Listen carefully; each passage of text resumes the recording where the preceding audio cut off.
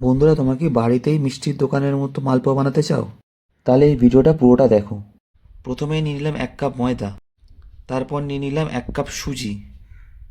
যতটা সুজি ততটাই ময়দা নিয়েছি। তারপর নিয়ে নিলাম কুড়োনো নারকেল। এরপর নিয়ে নেবো 1 চিমটে নুন। তারপর দিয়ে দেবো গুঁড়ো করা আখের গুড়। এবার এই সবগুলো জিনিস একসঙ্গে মিক্স করে নেব। মিক্স করার আগে দিয়ে দিলাম ভেজে রাখা মৌরি গুঁড়ো। এবার হাতা দিয়ে মিক্স করে নিলাম পুরো জিনিসটাকে। ভালো করে মিক্স হয়ে গেলে এবার দুধ ঢেলে দিলাম।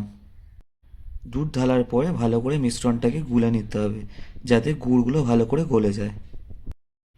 এইভাবে আমি তৈরি করে নিলাম মালপোয়ার ব্যাটারটা। দেন তেলে এক এক করে ভেজে তুলে নিলাম মালপোয়া।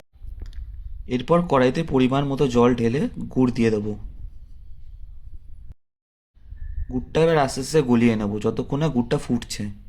গুড় কম পড়ে গেছিলো তাই একটু গুড় দিয়ে দিলাম। এবার দিয়ে দেবো গোটা এলাচ।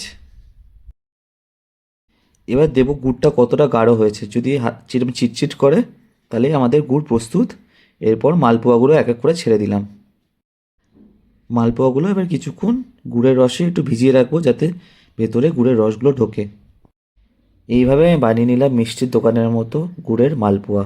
বন্ধুরা, ভিডিওটা শেষ করার আগে যদি তোমাদের ভিডিওটা ভালো লাগে, প্লিজ লাইক শেয়ার একটা কমেন্ট করে দিও। দেখো কতটা নরম হয়েছে, আর খেতে তো দুর্দান্ত। ও, গুড়ের রসে পুরো টইটুম্বুর। হেভি খেতে হয়েছে, হেভি।